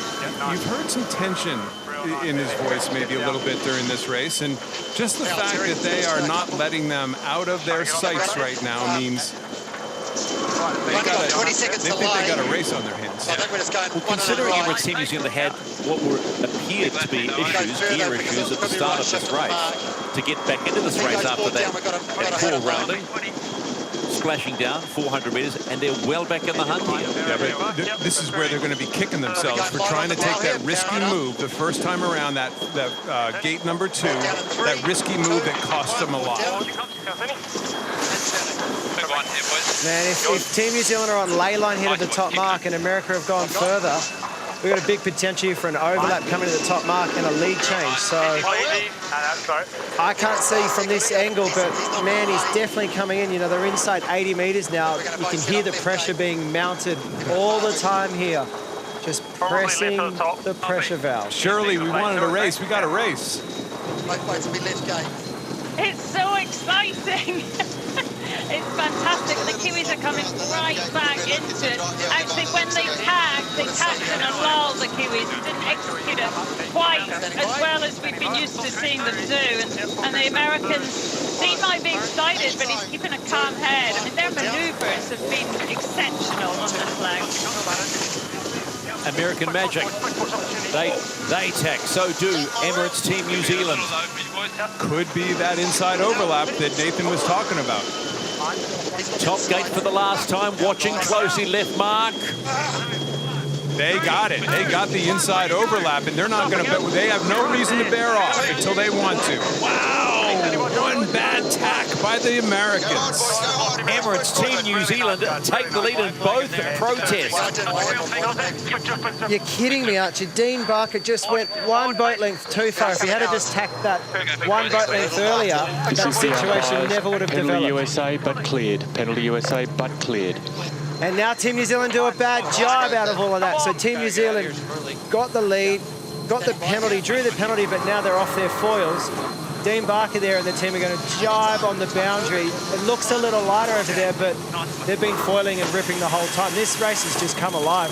I'm really surprised they left control right there. Team New Zealand had control, and they jibed out of it right away. They must really think it's light air in that upper corner of the race course. They lost control again. Look at that. Exactly. I reckon the Americans got out of that. You know, they made the error, and then Team New Zealand just jibed and gave the race back to them again. And a protest, and they burned off a protest. So, well, it's not over yet. You know, you can see there's a lot of pressure between the two boats there. It's not over yet. Inside overlap coming up to this gate mark, taking a left turn. Inside overlap by Emirates Team New Zealand. They don't have to turn around, and then all of a sudden they extend away. They push the button. The Americans actually had a protest against them, but they jived out of it. I thought they would have clean air coming out of that maneuver, and they could have stayed in that spot, but obviously they thought otherwise, and here we go, another pass. Not much in this race still. It's still very close, and they're split tacks right now. I like the look of where Dean Barker's going. He's going into more pressure. That side of the race course always looks like it's had more wind. Shirley's, what can you see on the water? Is there one side that's got better pressure right now? Yeah, I agree. I mean, all day I've liked the right-hand side, and Dean's just sailing into more and more wind over there. The other beauty he's got right now is he's jibing onto starboard tack, which means when the boats come back together here, he's going to have the right of way. The real question is, can Emirates Team New Zealand get to the final ley line? Can they do it in one more jibe, or do they have to do it in two more? But right now, it's looking like the balance has shifted back to the Patriot here. It looks like the Americans have got the lead and have got some composure and are just placing the boat between their competitors and the finish. And we do know that USA have shown strong downward speed, which you can see on the bottom left of your screen there. It is a real race, the final race on day one of the America's Cup World Series between two teams that have picked up a win apiece on this day. Americans are faster right now. They're just faster, simply faster, 3 knots faster. And starboard tack advantage, and it looks like they're laying the line. So this is going to be a tough one for the Kiwis. I think both teams are going to think they gave this one away at some stage, but a win is a win is a win. Emirates Team New Zealand certainly had the crack at that top gate for the last time. They got the inside running on the left-hand mark and then just gave it away. And well done, though, by the Americans. So it's American magic. Get the win of the Battle of the Heavyweights on day one. They beat Emirates Team New Zealand, and the supporters are more than happy. And why would you be? What a race to complete the opening day. Emirates Team New Zealand crossed the line. 12 seconds, the clock says. At one stage, it was 25 seconds. They certainly came back. Perfect example of what this America's Cup is all about. If you can't fight back, don't be in this game. Well, three passes. This is for us as commentators, my friends. That is all we want is passes, because it makes for a really exciting race. And the people who created these boats, two great teams out there on the water. This is what we're looking for: is fun, exciting match racing. There were people tacking on each other going up the beat. What a concept! That was awesome action, guys. I'm on the edge of my seat. And as soon as Team New Zealand started getting back into that race and the tacking drill began and the overlap at the top mark, Man, we can dissect this race for hours. And you know these guys will be. There's no question about that.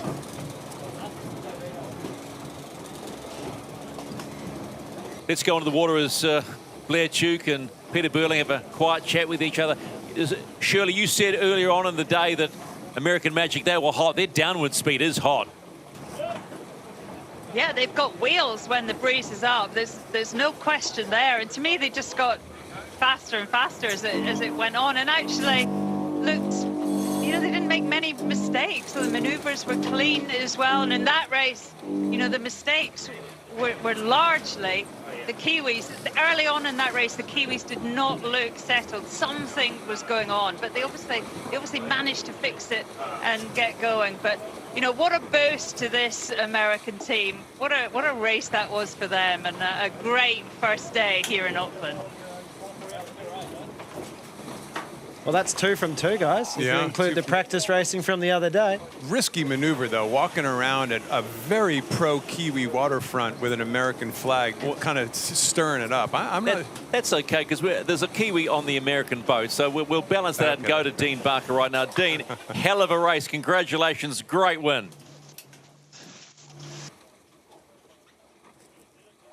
I had a nice little lead, and then they did a nice job coming back into it all. So yeah, we sort of let them sort of play through, carry on, and